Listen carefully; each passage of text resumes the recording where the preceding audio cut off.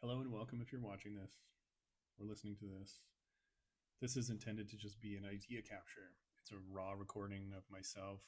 I've found that my greatest strength in communication is through the spoken word, not through the written word. And I've sought to build a personal brand online over the past several years in different ways and formats and mediums. And I've just generally found that myself as a person, I'm the best articulated, I think. I'm most comfortable and confident in the spoken word. So, my intention with this recording is to capture my ideas, the way that I would present them, the way that I come up with metaphors and draw connections between different ideas and things like that. And to do it in a recording where I can take that and transcribe it into articles, condense it into short form videos, written notes, shorter form pieces of content, use my AI assistant to help me with those various processes, and ultimately hope to connect with individuals over ideas and things that resonate with people. I'm trying to lean away from hooks and marketing techniques, especially in this forum,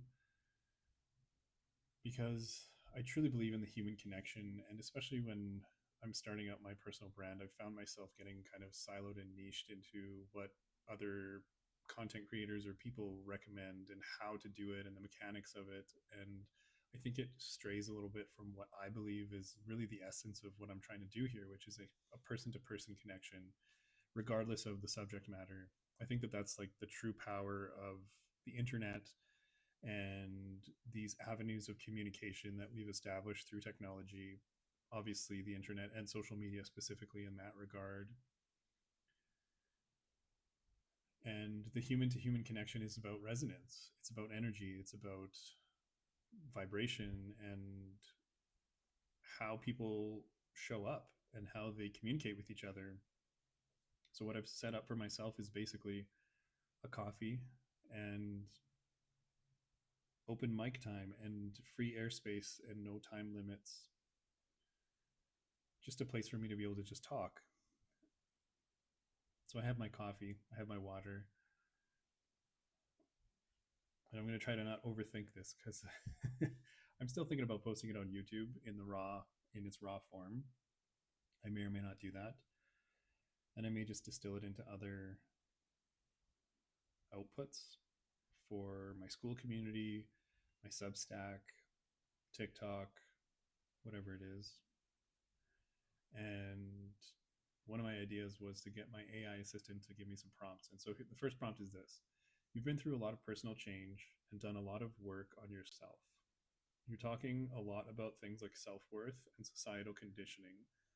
What's the most profound or surprising connection you've found between that personal journey and the way you see the world's systems and technology evolving? Like, how does a personal experience with the grind or burnout connect to something as big as decentralization or blockchain? And great prompt. Thanks, AI. Because that stuff fascinates me. And I think it's incredibly simple once you whittle it down. And here's how I would start to answer that question: it is everything is energy. Simply put, everything is energy. And to give a little bit of background on that, I'm a mechanical engineer, obviously studied energy in its physical form through materials and things like that. So I understand the notion of a proton and electron and vibrations and energetic interactions, momentum and those kinds of concepts. I studied things like design in engineering school and improvements, redesign or re-engineering. And I worked in the energy industry for about 10 years. I was primarily a business person, but I studied operations. I worked in the field, so hands on, and saw how systems worked, how data was gathered, how operators would typically gather data from, for example, a well. How much oil does it produce? How much water does it produce? How do we measure that? What are the outputs from their measurements and how they can actually do that? to put it into the computer and tell the engineers or the accountants in the office, this is what's coming out of the hole, and things like that. And I started to notice how data was actually captured.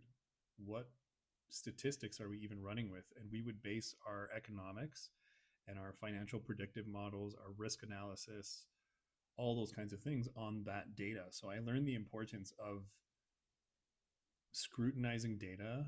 I communicated that information with management, executives, the board of directors, and it was shared with shareholders. We were a publicly traded company. So I understand kind of the process and the pipeline of how data could tell stories. And I learned how data could actually be manipulated in multiple directions to tell different stories. After engineering, I went out on my own and I said, this isn't really how I want to spend my time on this planet before I pass. How do I want to invest my time? How do I want to invest my energy? Do I want to spend my energy on this planet trying to get more oil out of the ground, and the goal always being to make more money? Because that was the other thing, was as much as we were trying to make more money for the company, we were also we were incentivized and motivated. It seemed most people were motivated by trying to make more money for themselves, which is through, making more money for the company. And that earned you Christmas bonuses, that earned you promotions, that earned you salary increases.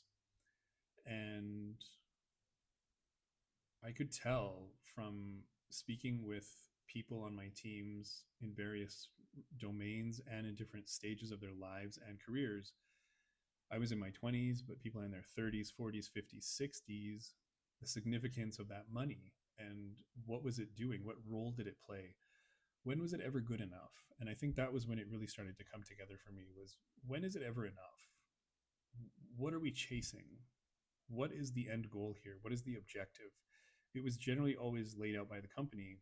And because the company demanded so much of my time and energy, I knew that at some point, this can't be what life is all about. It simply can't be all about the pursuit of money.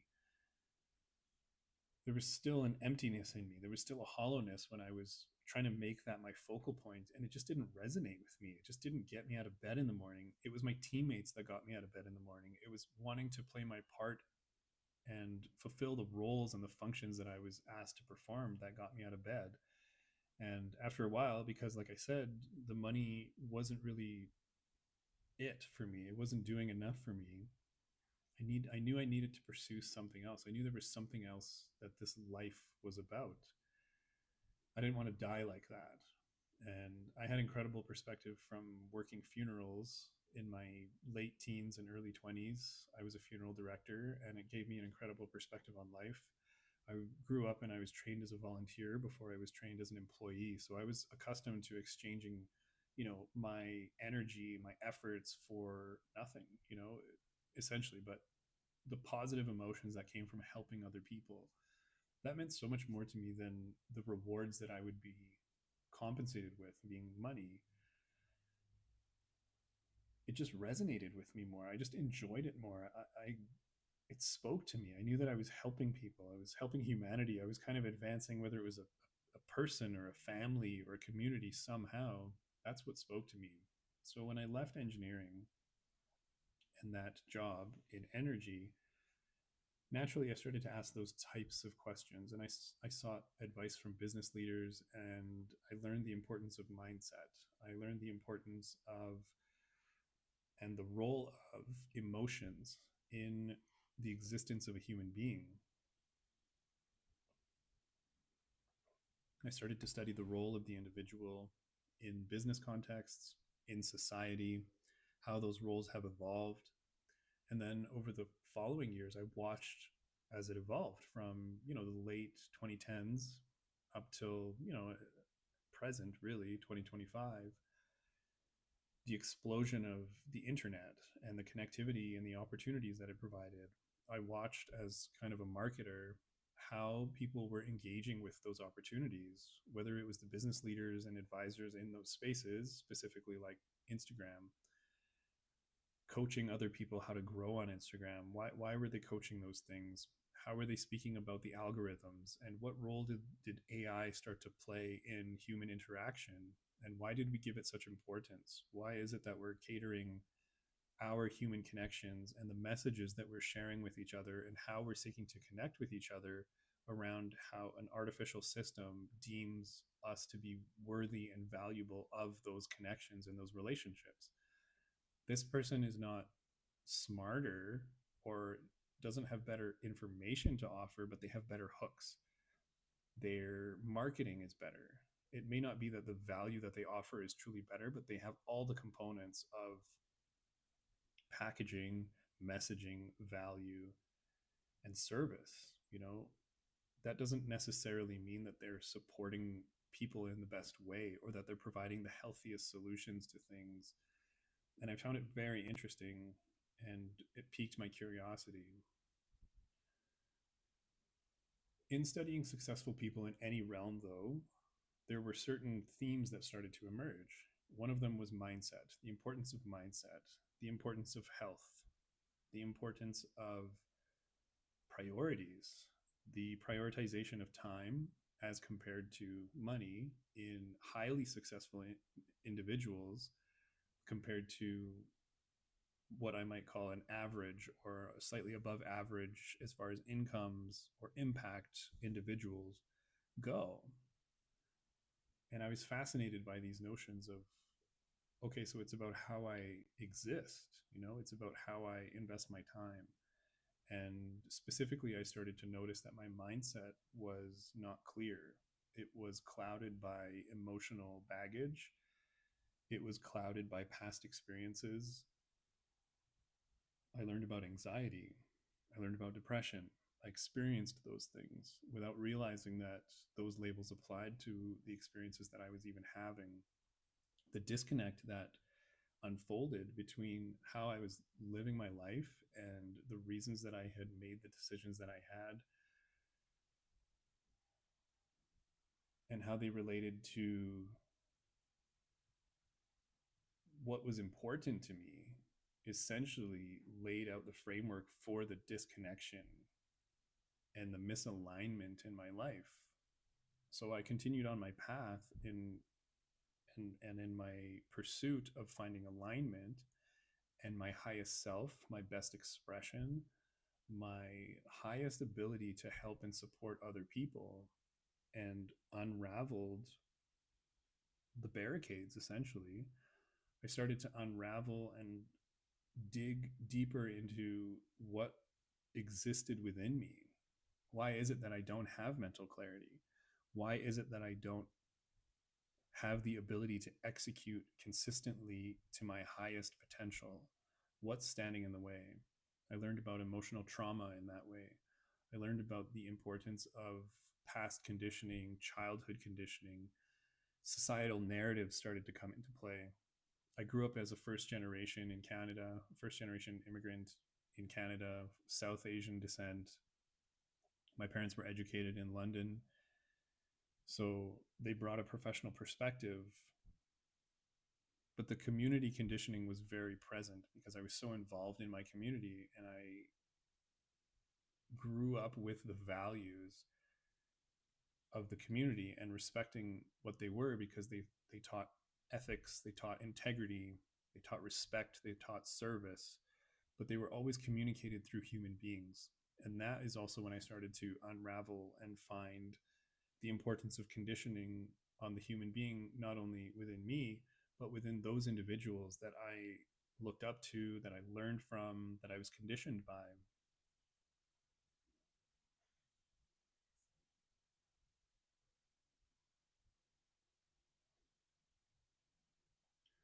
So I studied mindset. I studied emotional conditioning. I studied societal patterns. And in my fascination with how we communicate and how we seek to support each other and grow as not only a species, but as a community, as a country, as a society, whatever you want to call it,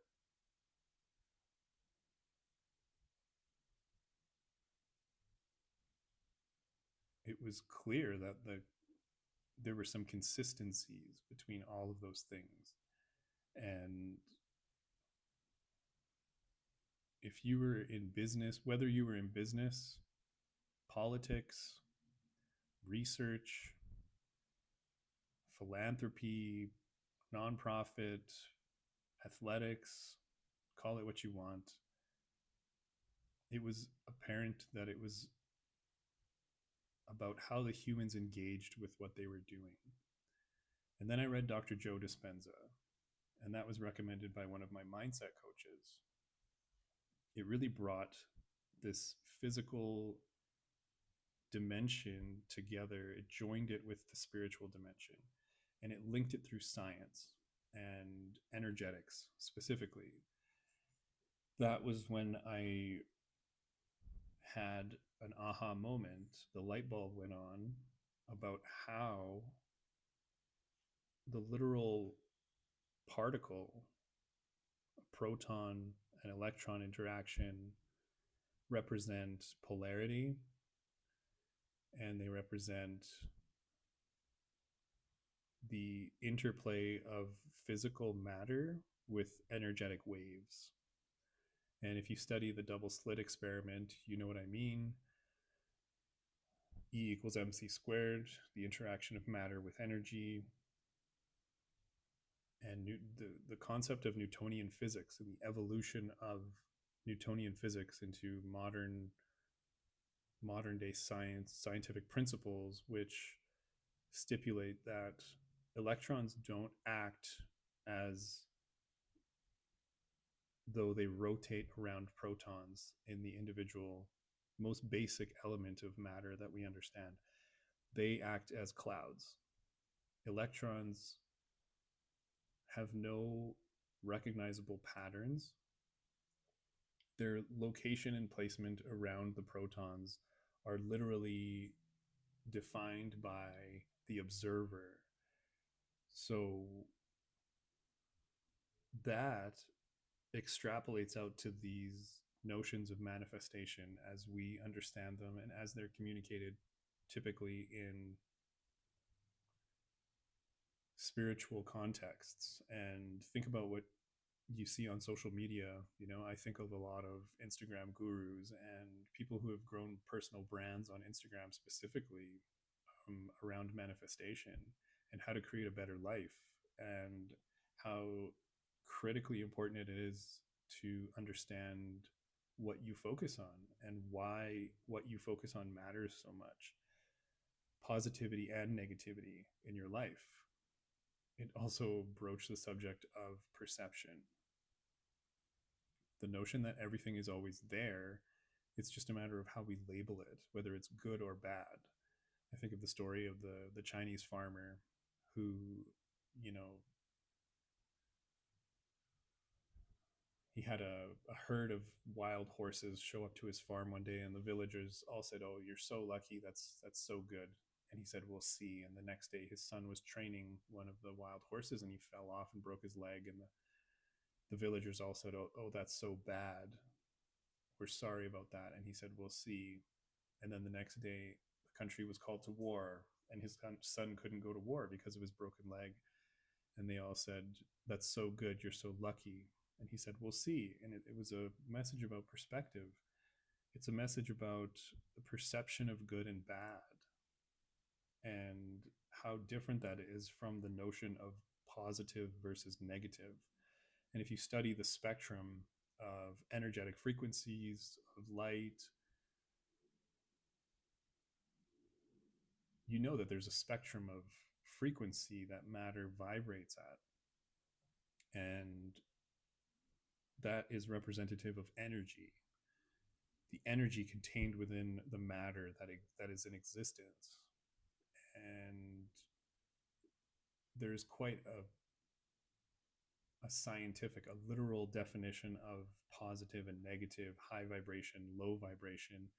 And then you start to tie it into these concepts of manifestation and even spiritual, definitely emotional, but spiritual concepts around high vibes and good energy. And this person has good energy, and I like being around them. I started to notice that in my own personal relationships and being around people that I found draining versus people that I felt energized by being around. Just even sitting near them, seeing them, listening to them talk, having conversations with them, there was definitely a noticeable difference in the energetic signatures of people, of individuals. And you can't analyze others without acknowledging that you yourself are also a person. Now, shortly after I left that engineering career, I had a daughter, and I was there for everything. We went through COVID, and I was at home basically with her 24/7 as my partner went back to work, and I was the full-time caregiver as I was trying to build businesses on the side, and as I studied all of these things. So I could literally see this. I could see myself being downloaded into another human being. So then I started to understand the patterns of how we as people interact with each other, how the energy that we exchange with each other occurs and why it occurs. I noticed that I would parent very similar to the way that my parents treated me. And there was one specific instance where I raised my voice with my 2 or 3 year old, and I got a very immediate response from her. She was a little bit scared, but she listened to what I said. And then the next time she got a little bit scared and did not respond. And that's when I knew I was losing her with how I was engaging with her, with the energy that I was choosing to bring. And I knew that if I chose to continue to bring frustration and anger and that type of energy, she would learn that that is included in the definition of love, because I tell her that I love her, I hug her. And if my interactions with her involve those negative or lower vibration types of energies, she will learn that that's what love means. And I didn't want that for my daughter. So I trained myself and I learned how to adapt my emotional expressions. And in seeking to do more of that, I also learned the importance, I started to unpack how it is that I got to be the way that I was, why I thought the things that were important were actually important, why I valued certain things, and started to make decisions about what I wanted to pass on to her versus heal within myself, because it's such an energetic interaction. She didn't only learn from the words that I said to her, she learned from my behaviors, she learned from what I did and how I existed around her. And that really compelled me to improve myself and shift how I showed up in the world. And I say all that because that was the most micro version of energetic exchange between two human beings. And we have energetic exchanges with each other at all times. And you can introduce the notion of gravity here, where there's an energetic relationship between every piece of matter in the universe. It's just a matter of how much there actually is. Gravity doesn't just pull you down, gravity pulls from the greatest mass that there is. And most gravity is negligible. But we as human beings are most accustomed to this biggest thing that we have, which is the planet Earth, pulling matter towards it. We're accustomed to matter falling down, our perception of down towards the Earth. But the sun has more gravity. That's why it's able to spin planets around it the way that it is, and et cetera, et cetera, et cetera. You zoom all the way in, you zoom all the way out. And I think that's a key concept here as well, is the zooming in and the zooming out. You have to be able to look at things on a micro scale and at a macro scale in every regard. And I did that in every regard. So to go back to the energetic exchange between humans, I was analyzing how I behaved around people, why I behaved the way that I did, why I had in the past. And one of the things that really pushed me out of engineering was my lack of performance. I wasn't learning to my fullest potential. I wasn't performing to my fullest potential.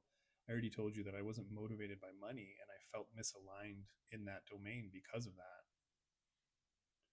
So my performance suffered as a result. And yes, there was burnout, and yes, I have enough neuro spiciness. I'm not neurotypical, that I didn't function at a high level in such a structured environment of 9 to 5, or 8 to 6, when you really look at it, 5 days a week, having to show up with the same energy all the time. I studied human design and I found that I'm a manifester. My energy works in waves. I'm a high performing individual, and then I need periods of rest. This is unlike generators, for example, whose energetic signature is more that they can produce consistently for long periods of time.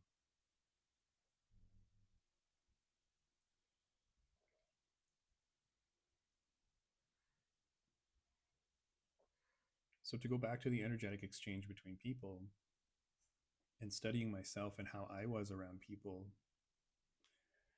the conditioning that went into why I showed up the way that I did, and in wanting to pursue and really bring out my highest self, my best self, and execute to my fullest potential, specifically with an eye towards my contributions on this planet Earth before I pass.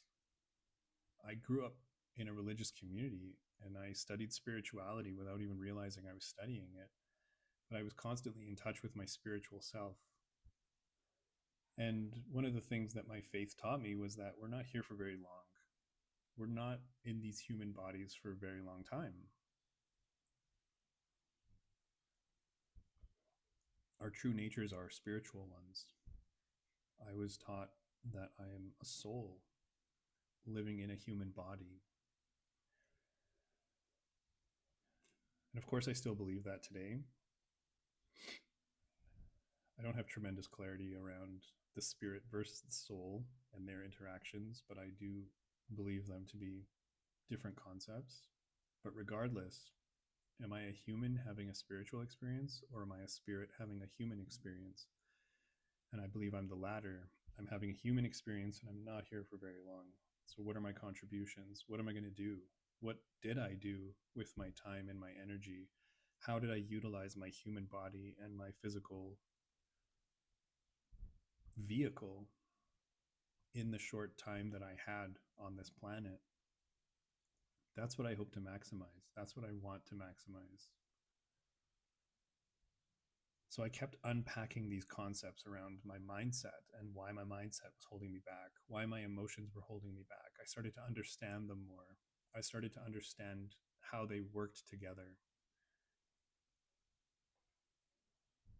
And energy was a central concept in really all of them, because the energetic conditioning that goes into building a human being's mindset, why our emotions, which by the way are physical chemicals, are excreted into our bodies the way that they are, it's because of what we've learned from our predecessors and our educators, and by society, told us what we should be afraid of, what we should trust, why we should trust these things. And the mind, the brain, learn how to and when to secrete these emotional chemicals into our physical bodies. I learned about chakras a little bit, and the different minds that can exist and that do exist within our physical bodies. Again, Dr. Joe Dispenza, tying this together beautifully with the research that he's done, enabled, by the way, by the technology and the tools that we have available to us in the 21st century to study magnetic resonance, frequency, electrons, magnetism, let alone biology, chemicals, and the interactions of different aspects of our physical bodies. The ancient Egyptians described one of our energy centers and our chakras as Ka. They didn't have the technological tools to measure the resonance, the frequencies of those things, or how much energy might have passed through a certain energy center in the body. But we have that technology now. And the reason that I mention Joe Dispenza so many times, and coming back to the notion of energy, is, and this is why I started with everything is energy, because the way mindset is formed, the way emotions are conditioned to be released into the body, the way that the body can store energy within it. And I've seen, by the way, on my own physical body, stress create pockets of fat and then be released in lower stress periods of my life.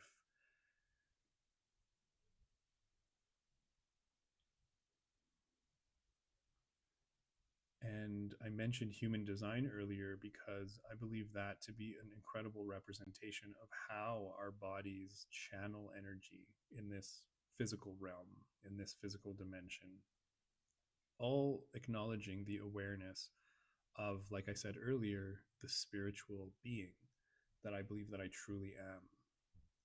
I'm a spiritual being that is in this physical vehicle. And all those things tied together with energy.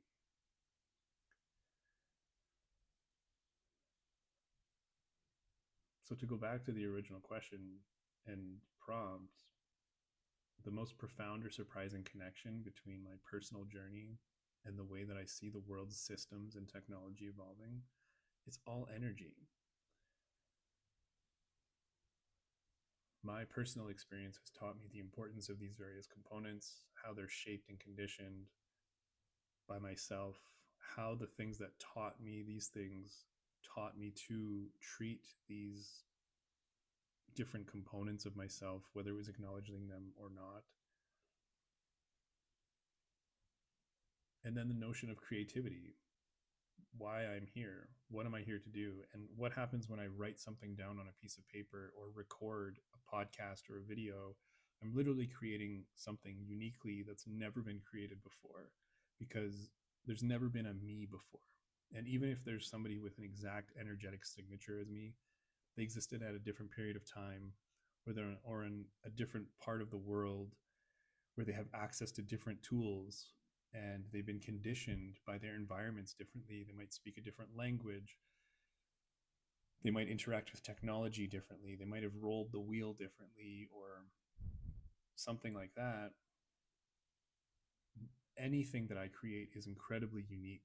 And I believe that about every individual on the planet. Everything that anyone creates is incredibly unique. And that's what makes it beautiful and precious. And what happens when we gather people together to utilize the tools that we have available to us, and then we brainstorm and then provide input and then build something together. We might create structures. We might create roads. We might create artwork. We might create what we define as technology. And I think the steam engine is an incredible example of things where society was built around the use of horses at the time. And somebody took an engine and put it on wheels and figured out that we can transport things that way. We can pull things, we can move things. And it was much more efficient than a horse because it could do far more work. It could work for longer periods of time. It required less maintenance, as in less food, water, rest for the animal, the horse. And it could transport things over greater distances. It was more efficient. And you bet that because society was built on the frameworks of horses and management of that tool that humans were leveraging to produce more, whether it was on farms, in agriculture, or in wars and in battles, or in transportation, we had our societal frameworks built around horses. So you bet that there was resistance when somebody came along and said, hey, I have something better than a horse. It can do more work, it's more efficient, it's less maintenance. Society would have resisted that. And it's because it's change. It's different. It's not because it's not true. We know today that a steam engine can indeed do more work than a horse, especially a single one. It's also tied into business and commerce, because if you deny it, that's fine, but you'll be left behind because the economics of running a steam engine to transport goods across great distances eventually trumped the perhaps stubbornness of an individual who refused to adapt to a new technology. You can die on the hill if you'd like to, but the numbers and the business dictates that this costs us less money and provides us more revenue. And in the arena of commerce and business, it's about the numbers. It's not about your feelings. And this is where I think things are really getting convoluted, because somebody invented the internet, and the internet was basically a way to communicate information. It was a way to communicate data that had never been done before. And it started with telephone connections and wired plugins, and it evolved into wireless connections and Wi-Fi, and being able to communicate not only written words and emails and written websites, but then it evolved to hold a larger capacity. It could then transport music signals, video signals, and then streaming video, and far more readily than it was previously. And I'm talking about a period of 15 years here. And, the internet, say it's even 50 years old. I'm not too sure about that. But the internet in its form that we know it has only been around for about 25 years, maybe 30 years. That evolution of what we now understand to be social media, where we can communicate pictures and videos over digital waves at the rate or at the capacity, with the capacity that we can, has only taken place over about 10 to 15 years. You think about Facebook coming out around 2000, maybe 2000, early 2000s. Instagram really didn't take off until the 2010s, and YouTube grew in its capacity over a similar time period, but it's just so commonplace now. We still see resistance from mindsets or people or communities to using social media, but there's no denying that information is being communicated far faster than it was by postage, letter, or telephone. We can communicate more things.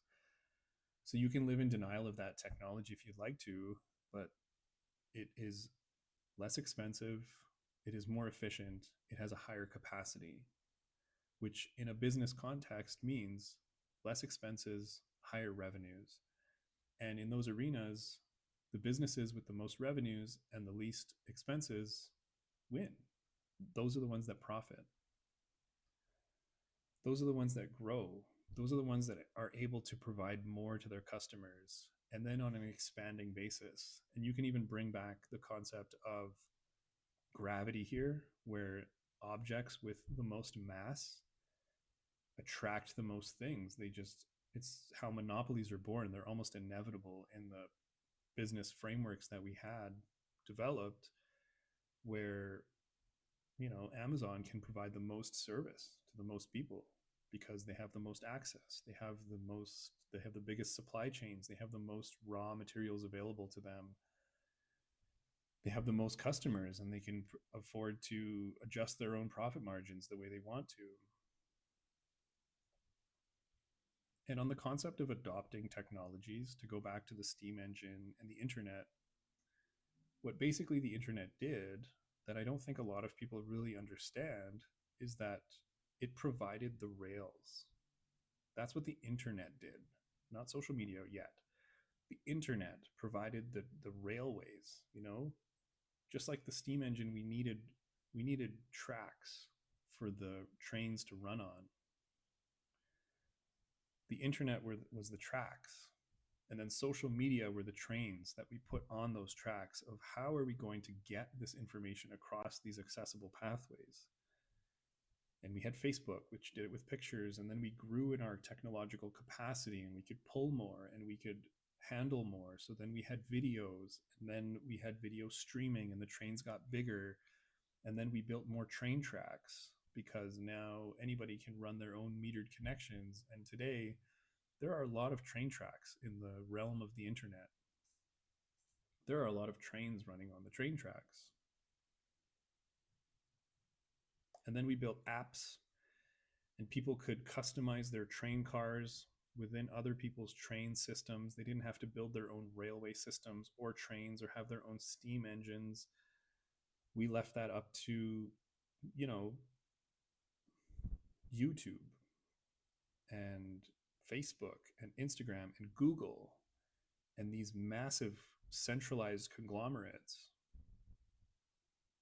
to build not only the train tracks and maintain the tracks, but also the trains that made sure that our information and our things and our products and our ideas and our videos got from point A to point B.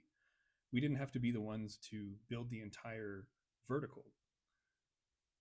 Anybody at a certain point could build an app. They could build something that provided a very specific service. And then society started to adapt to these services being accessible in this way, as in on the internet, provided by anyone, that fulfilled specific functions.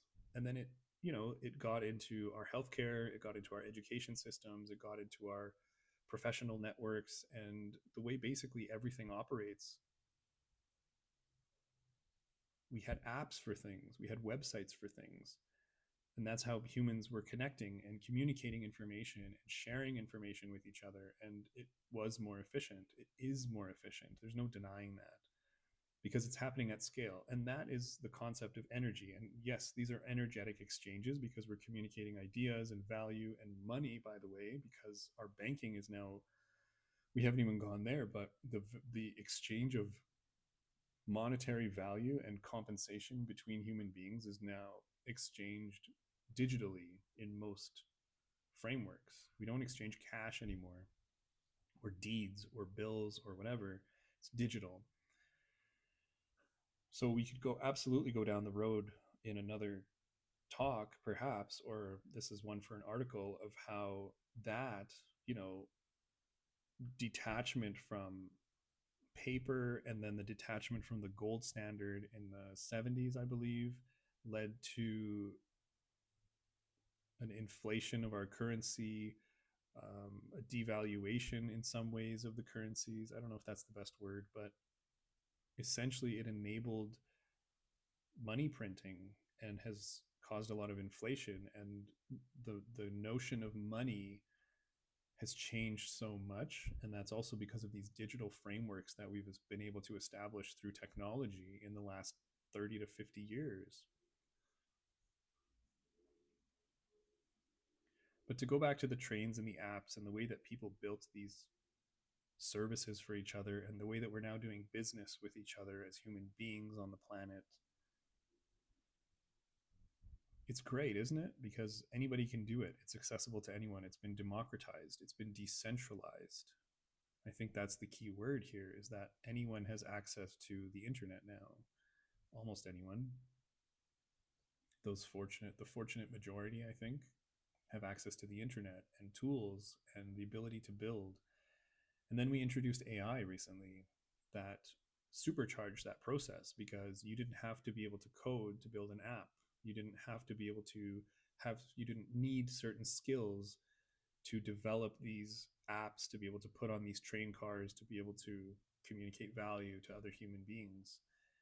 There was an artificial system and there was an intelligence that helped you and enabled these things to come out.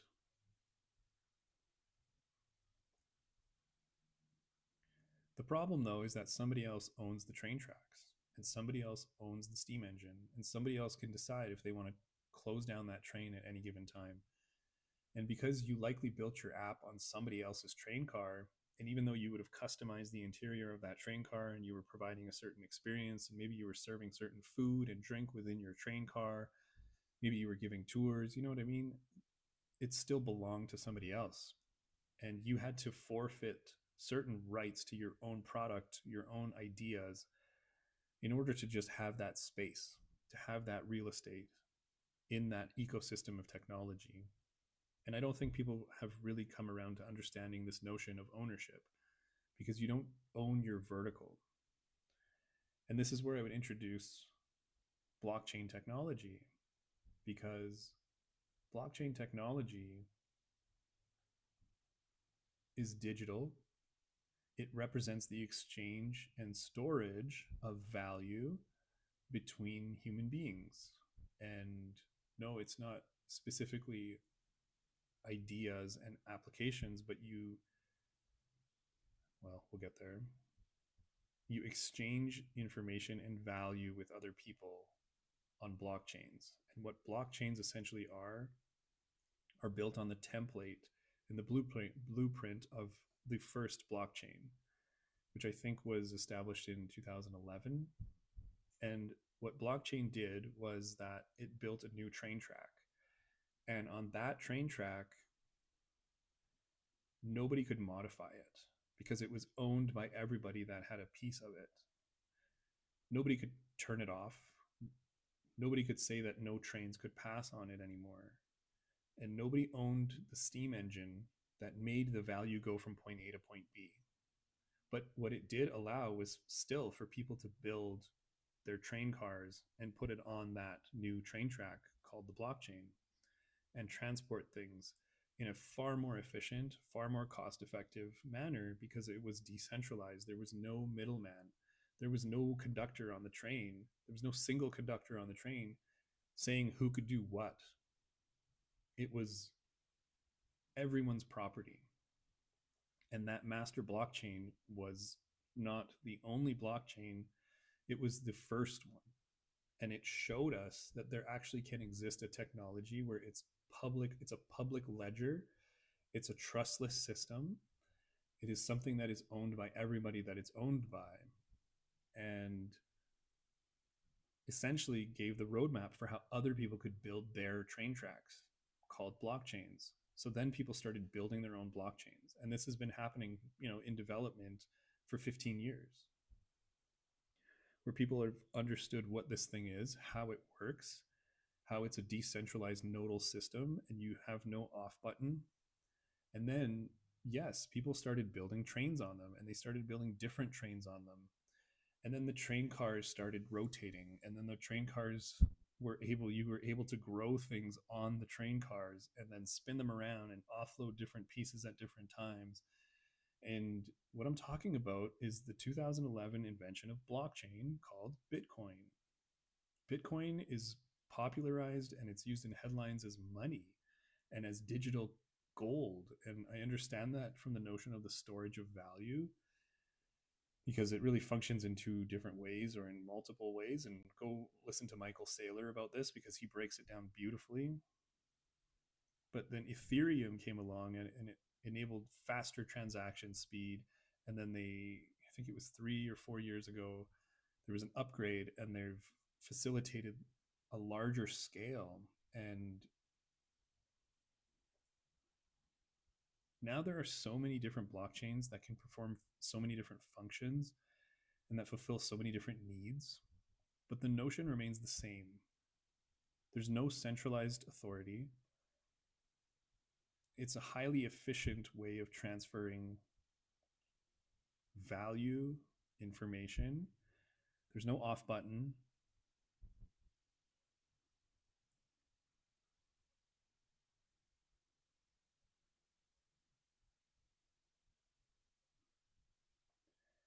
And nobody can deny that you own what you own. In the social media and internet technology, like I said, you had to build your apps and your train cars on somebody else's. But with blockchain, you truly own that little piece. Nobody can deny that you own that, whether it's a spike or a portion of it or the car, which is still like an app built on the blockchain. Nobody can deny that because we all wrote it down. There's a public ledger and it's written down for everybody. And it's less subjected to things like corruption and stealing and propaganda, because we're telling you that we're stimulating the economy by this much, but we're printing this much money and it's going to inflate the currency by this much, which is actually going to favor those who have this type of asset or their money stored in this type of manner. and they'll be protected because we're not taxing that type of capital gain. We're going to still tax the money that comes into your bank account at the same rate. And this is where the concept of hollowing out the middle class comes in, and how the economic systems that human beings have built for energetic exchange, monetary exchange, over the past, whatever, 2,000 years is kind of coming to a head, because now we have the baby boomer class who just will not relinquish control of their assets. They're living longer because we're a healthier species than we've ever been. They control the monetary, financial, political systems of the planet. So they control the rules around how these monetary systems work and operate. And I believe that that's going to be disrupted by the decentralization of what we've already done. Media, which is social media and the internet. We've decentralized currency because now we have blockchain. We've decentralized ownership of assets because now you don't have to go to a broker, a lender. You don't have to go to a government to get approval to own something. You don't have to have a proof of ownership of things. You own that portion of the blockchain. And there's tremendous power and value to having that, whether, again, like I said, whether it's a spike in the railroad of the blockchain, or if it's on the train car in one of the apps that's built on the blockchain. This technology facilitates individual ownership, management in a way that we've never understood before in human history. And it's happening faster than we've ever seen it. AI is going to make this go even faster. And I think it's going to push accountability back to the individuals in a way that we haven't seen in a very long time, because we simply weren't able to fulfill all of our needs with the tools that we had available to us in the way that we can today.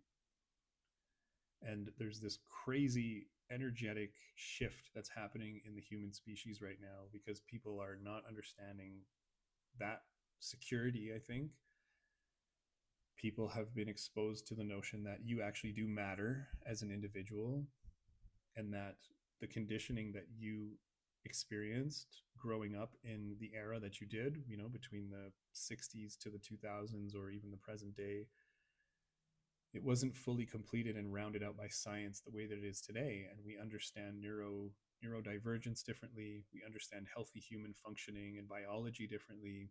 We understand energetics differently. And our society is being pulled in all of these directions by evolving technologies of AI and blockchain, let alone, by the way, virtual reality.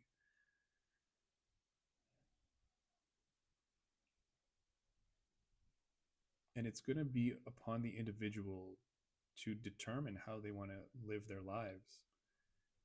And I think I might be a little bit ahead of the curve with some of these things when I was thinking about, well, what does my life really mean? What am I really doing here? And what am I going to do about it? And I decided to do something about it. And I think this is the way that we're going. And this is why I think that this is the way that we're going, is because of all of these things. Everything is being decentralized, and the accountability is going to be upon the individual. So what energy will you choose to embody? Because sometimes you just, well, not sometimes, but you can't really change the larger macro forces, although you can impact them. How will you choose to interact with them? And that goes back to, for me personally, when I was in the office, how was I interacting with the world? It was my mindset, it was my emotional state, it was my conditioning, it was my perspective and my perceptions of the world that impacted how I was interacting with the world. Did I choose to see things in a positive light? Did I believe that I could actually bring positive impact to it or not? How did I go about doing those things? And even when I had good intentions, was I even able to execute upon those things and bring those things forward to the world? That's why I believe it's just so critically important that we manage our mindsets, our emotions, our physical beings, and our biology, acknowledging our spiritual existences and how it all ties together through the energetic exchange of the universe, and how our bodies vibrate with our environments around us. Are we going to be positive about it, or are we going to be negative about it? How are we going to go about interacting with these things, specifically in such a rapid period of change that human beings have never experienced before. I don't care what you say, there is no human advisor on the planet that can tell us what this is going to be like, let alone really provide experience in going through a rapid period of technological growth, while simultaneously, by the way, watching as our species, our society is pushed to the limits of the current systems, because inflation is at its highest and the middle class is, the wages haven't increased much and they are being pushed to save money and work more jobs. Everything is being stretched to its thinnest until it's about to snap. And things are starting to snap and things are starting to come apart. And we still have forces pushing in both directions. And it's getting louder and it's getting more extreme. And the conversations are getting more violent, as we've seen assassinations and things like that starting to happen. We're watching people die all over the world for no reason other than that's what those people are choosing to do and how they're choosing to justify it to the rest of the world. This is how the rules work right now. And this is what the people in power are choosing to do. So I think it's critically important that we manage ourselves as individuals, and this is the human experience. And as much as I respect AI and I respect technology and evolution, we are still human beings. We'll still always be human beings. And that is the nature of the human experience. It's literally your own mind, your own self.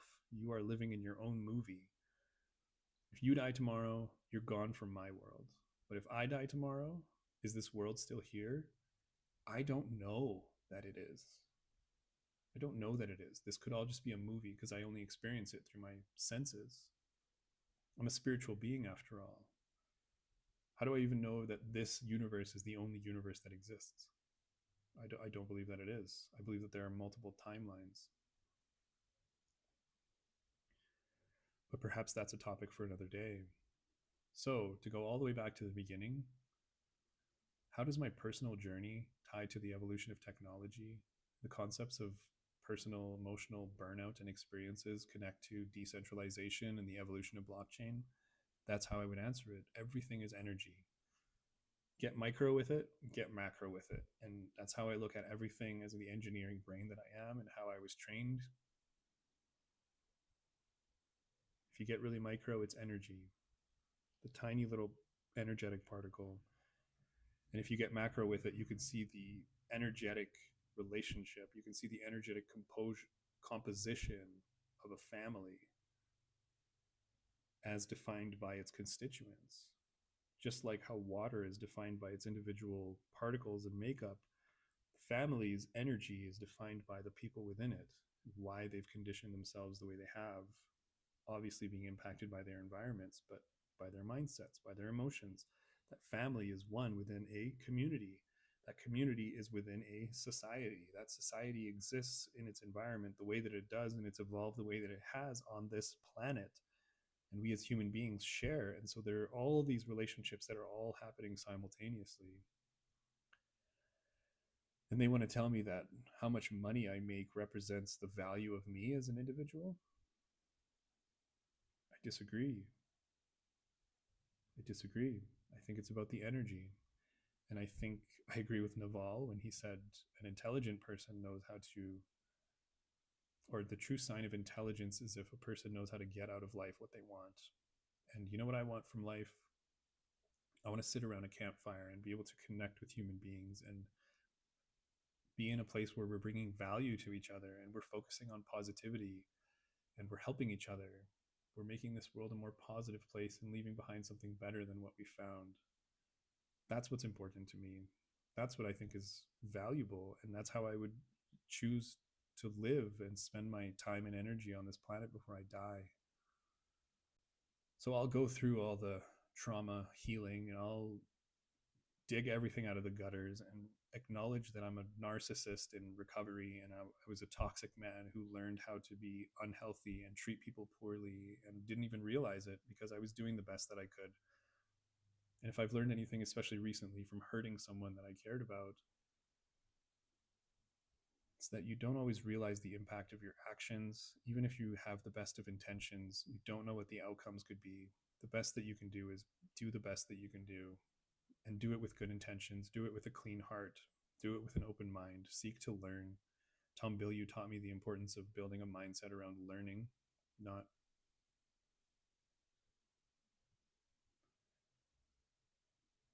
financial worth or accumulation, especially at the expense of other human beings. That's what's important to me. I'm going to stop there. I think that was incredible.